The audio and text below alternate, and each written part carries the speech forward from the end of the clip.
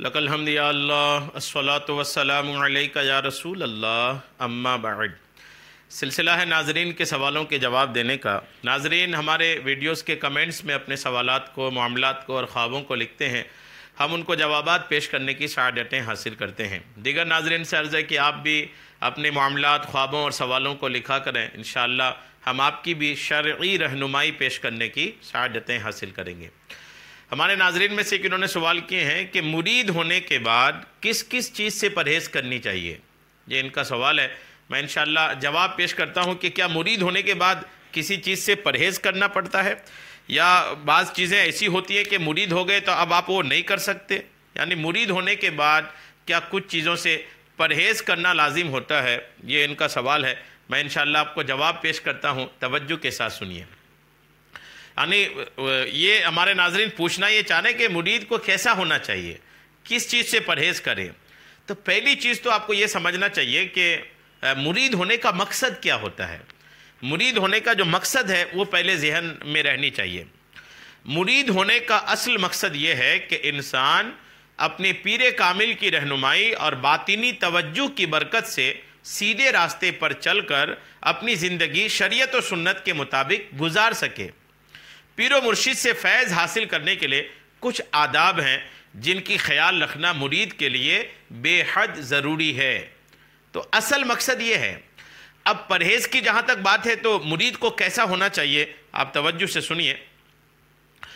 ایک پہلی بات تو یہ کہ ہمیشہ پیر و مرشد کا با ادب رہے، کہ با ادب ہی با نصیب ہوتا ہے اور بے ادب ہی بد نصیب ہوتا ہے، اور بے ادبی کرنے والا شخص کبھی بھی فیض نہیں پاتا۔ یعنی اگر پیر کا ادب لگا رہا تو پیر سے فیض ملتا رہے گا، پیر سے فائدہ ملتا رہے گا، اور اگر پیر کی بے ادبی کیا نا تو پیر سے کوئی فیض، کوئی فائدہ، کوئی برکت حاصل نہیں ہوگی۔ حضرت سیدنا ذوالنون مصری رحمۃ اللہ علیہ فرماتے ہیں جب کوئی مرید ادب کا خیال نہیں رکھتا تو وہ لوٹ کر وہیں پہنچ جاتا ہے جہاں سے چلا تھا۔ الرسالۃ القشیریہ میں یہ روایت موجود ہے۔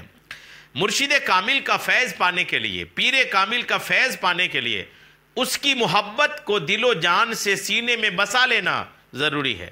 پیر کی محبت کو دل و جان میں بسانا ضروری ہے، جیسا کہ غوث زماں حضرت سیدنا شیخ عبدالعزیز دباغ رحمۃ اللہ علیہ فرماتے ہیں مرید پیر کی محبت سے کامل نہیں ہوتا، مرید پیر کی محبت سے کامل نہیں ہوتا، کیونکہ مرشد تو سب مریدوں پر یکساں شفقت فرماتے ہیں، بلکہ یہ مرید کی مرشد سے محبت ہوتی ہے جو اسے کامل کے درجے پر پہنچاتی ہے۔ یعنی پیر مرید سے محبت کرے، اس سے مرید کامل نہیں ہوتا۔ مرید کامل تب ہوتا ہے جبکہ مرید اپنے پیر سے سچی پکی محبت کرے۔ یعنی محبت کا معاملہ مرید کی طرف سے ہونی چاہیے۔ پیر کا تو معاملہ یہ ہے کہ اگر کامل پیر ہے، سچے پیر ہیں، تو وہ اپنے سارے مریدین سے محبت کرتے ہی ہیں، وہاں تو کوئی معاملہ ہی نہیں، کوئی سوال ہی نہیں۔ تو پیر کی محبت کی وجہ سے مرید کامل نہیں ہوتا، مرید اپنے دل میں پیر کی محبت رکھے تب جا کر کے مرید کامل ہوتا ہے۔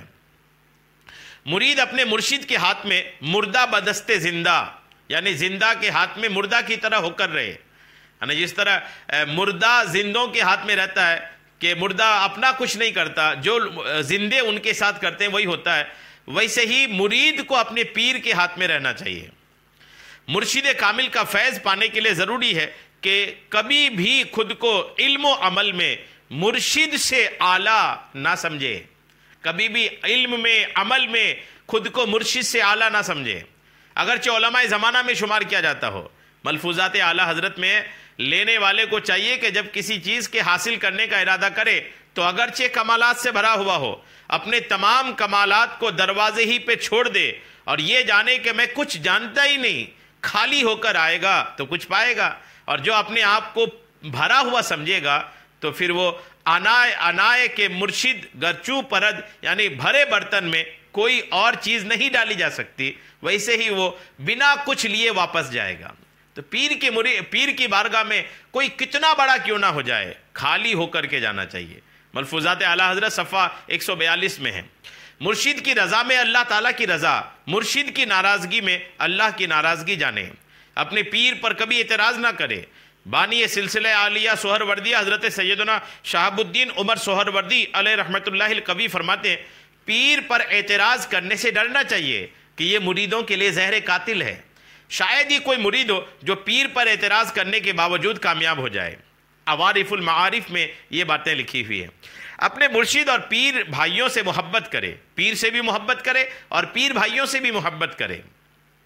حضرت شیخ عبد الرحمن جیلی علیہ رحمہ فرماتے ہیں کہ جو مرید اپنے نفس کو اپنے مرشد اور اپنے پیر بھائیوں کی محبت سے روگردانی کرنے منہ پھیرنے والا پائے تو اسے جان لینا چاہیے کہ اب اس کو اللہ تعالیٰ کے دروازے سے دھتکارا جا رہا ہے۔ آداب مرشد کامل صفحہ 53۔ اور بھی باتیں ہیں اس میں، لیکن اتنی باتیں بھی کافی ہیں۔ ایک مرید کو کیسا ہونا چاہیے، کن چیزوں سے بچنا چاہیے، کون سی چیز کرنی چاہیے، وہ تقریباً چیزیں بیان ہو چکی ہیں۔ بعض اوقات لوگ یہ سمجھتے ہیں مرید ہو جانے کے بعد، جب تک مرید نہیں تھے تو 10واں 20واں 40واں یہ سب میں جاتے تھے، اب مرید ہو گئے تو لوگ بولتے ہیں، وہ بولتے ہیں کہ یار میں مرید ہو گیا، اب میں 40ویں کا کھانا نہیں کھا سکتا۔ تو یہ مرید ہونے کا تعلق 40ویں کے کھانے سے نہیں ہے۔ اگر آپ مستحق ہیں، آپ غریب ہیں تو آپ مرید ہیں تو بھی کھا سکتے ہیں، مرید نہیں ہے تو بھی کھا سکتے ہیں۔ اور اگر آپ امیر ہیں، آپ کو اللہ نے دولت دی ہے، تو آپ مرید نہیں ہیں تب بھی آپ کے لیے بچنا بہتر ہے، مرید ہیں تب بھی آپ کے لیے بچنا بہتر ہے۔ جی ہاں، اس کا تعلق مرید سے نہیں ہے۔ مرید کو کیسا ہونا چاہیے، مرید کو کیا کرنا چاہیے، کیا نہیں کرنا چاہیے، وہ میں نے آپ کو بتا دیا ہے۔ یہ ساری باتیں مرید کو دھیان میں رکھنی چاہیے۔ اللہ کریم ہم سب کو پیر کامل کا مرید کامل بننے کی توفیق عطا فرمائے۔ آمین بجاہ النبی الامین صلی اللہ تعالی علیہ وسلم۔